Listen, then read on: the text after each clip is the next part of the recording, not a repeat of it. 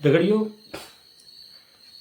पूरा देश जानता था कि राहुल गांधी बिहार में 16 दिन की यात्रा पर निकलने वाले हैं।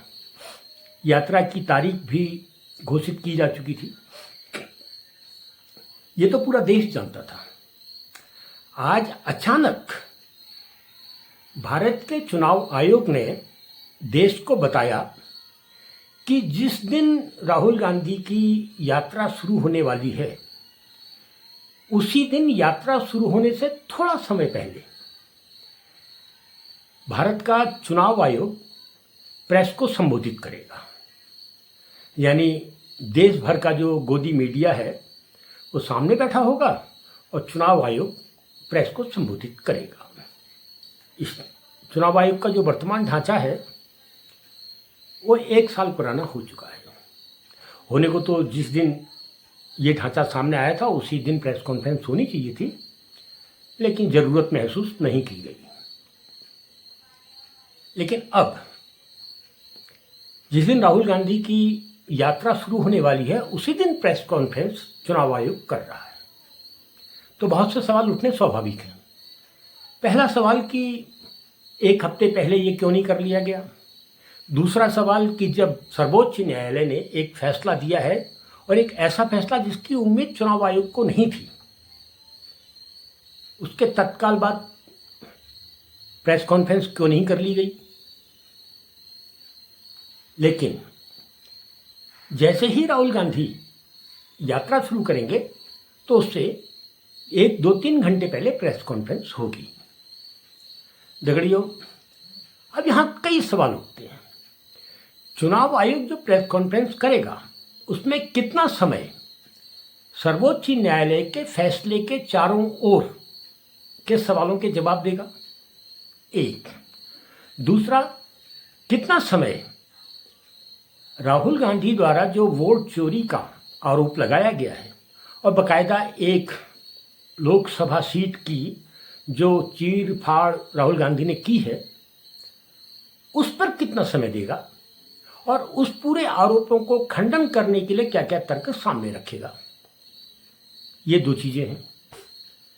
तीसरा, ये प्रेस कॉन्फ्रेंस तो राहुल गांधी की आरोप लगाने के बाद जब चुनाव आयोग ने कहा कि राहुल गांधी शपथ पत्र में ये सब दें, उसके बाद बहुत थू थड़ाक हुई है चुनाव आयोग की, वो अलग बात है। लेकिन उसी प्रेस कॉन्फ्रेंस के तुरंत बाद चुनाव आयोग को चाहिए था कि वो प्रेस बुलाते और अपना पक्ष रखते। चुनाव आयोग ने ये तो कहा कि आप शपथ पत्र में दो, लेकिन उन सारे आरोपों पर चुनाव आयोग कतई चुप रहा जो राहुल गांधी ने लगाए हैं। वोट चोरी के आरोप, वोट चोरी का जो आरोप है वो बहुत संगीन आरोप है लोकतंत्र में।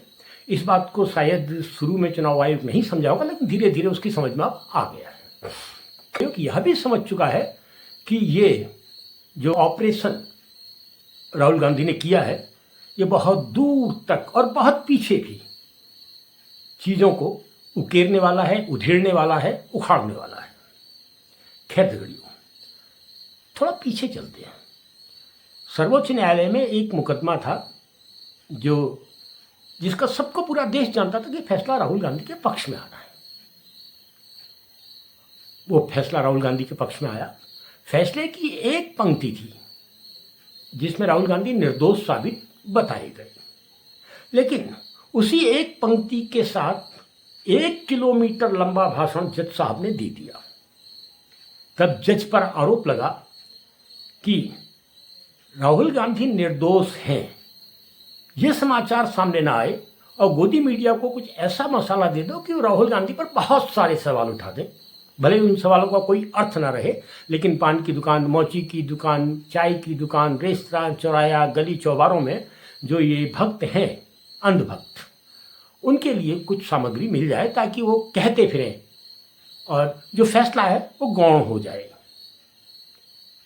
दगड़ियों, आपने देखा होगा जब राहुल गांधी ने एक लोकसभा सीट को लेकर प्रेस कॉन्फ्रेंस की और चौंकाने वाली प्रेस कॉन्फ्रेंस की, एक ऐसी प्रेस कॉन्फ्रेंस जिसको पूरी दुनिया के मीडिया ने दिखाया, भारत के बहुत बड़े मीडिया को छोड़कर। वो जब प्रेस कॉन्फ्रेंस कर रहे थे, पत्रकारों के साथ बातचीत कर रहे थे, सब कुछ पत्रकारों के सामने उड़ेल रहे थे, उसी बीच में चुनाव आयोग का एक वक्तव्य गोदी मीडिया में सामने आया। और आश्चर्य करानी बात यह है कि राहुल गांधी की पत्रकार वार्ता में बैठे एक पत्रकार ने पूछा भी कि भाई आप ये सब कह रहे हैं, लेकिन चुनाव आयोग तो ये कह रहा है कि आप शपथ पत्र में दीजिए। सब जानते थे कि इस बयान के बाद जो थू थड़ाक जिन शब्दों का इस्तेमाल चुनाव आयोग के खिलाफ होगा वो चौंकाने वाला होगा। लेकिन कहा कि हमाम में जब सभी नंगे हों तो नंगोई से फर्क क्या पड़ता है। चुनाव आयोग ने तो राहुल गांधी की प्रेस कॉन्फ्रेंस पर गोदी मीडिया क्या बोले इसके लिए एक शब्द उछाल दिया कि साहब आप शपथ पत्र में दीजिए, और पूरा एक हफ्ते तक गोदी मीडिया उसे शपथ पत्र के संवाद को लेकर अपने आप को खड़ा रखा। और उसने राहुल गांधी के आरोपों पर कहीं भी कोई ना तो चर्चा की, ना डिबेट की, ना कोई फीचर तैयार किया, आदि आदि। आपने देखा होगा राहुल गांधी ने भारतीय जनता पार्टी पर कोई आरोप नहीं लगाया, उसने सिर्फ चुनाव आयोग पर आरोप लगाया। और चुनाव आयोग के पक्ष में बोलने के लिए कौन आ रहे हैं? बहुत बड़े बड़े नामचीन नेता भारतीय जनता पार्टी की। एक तो यहाँ तक कह गया कि साहब ये अंतर्राष्ट्रीय मंच पर चुनाव आयोग को बदनाम करने की साजिश है। अरे चुनाव आयोग ने कुछ सामग्री दी, सूचना के अधिकार के तहत दी, उसको अध्ययन करने के बाद समाज के आगे उड़ेल दिया गया। वो भी उसमें भी अगर देखें तो गोदी मीडिया ने तो कुछ बताया ही नहीं देश को। वो तो सोशल मीडिया जरा ताकतवर है, उसने देश भर को बता दिया। अब इसने चुनाव आयोग को क्या बदनाम किया? हाँ, चुनाव आयोग किस तरीके से लोकतंत्र की हत्या करने पर उतारू है, ये संवाद पूरी दुनिया में गया और ये संवाद जाना भी चाहिए था।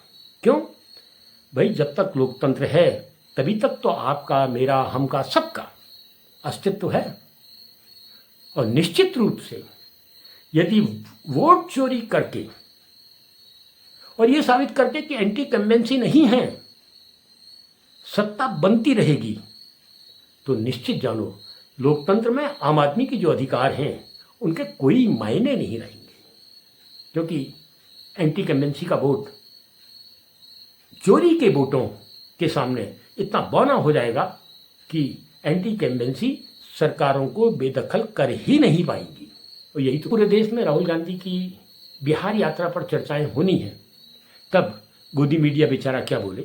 निश्चित जानो कि प्रेस कॉन्फ्रेंस के माध्यम से चुनाव आयोग गोदी मीडिया को इतना अधिक मसाला दे देगा कि वह जब तक राहुल गांधी बिहार में 16 दिन की अपनी यात्रा करेंगे तब तक वो चुनाव आयोग द्वारा परोसी हुई सामग्री को अपने माध्यम से घर, गली, गांव, नुक्कड़ सब जगह पहुंचाता रहेगा। यही तो उसकी खासियत है गोदी मीडिया की। लेकिन चिंता मत करो, सोशल मीडिया भी है जो आज की तारीख में गोदी मीडिया से बहुत ज़्यादा देखा, सुना, समझा जा रहा है।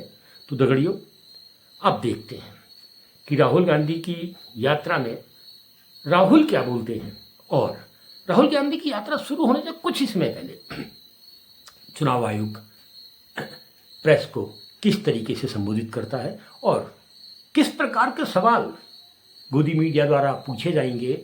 और यदि गलती से कोई जनता का मीडिया पहुंच गया, क्या उसके सवालों के जवाब मिल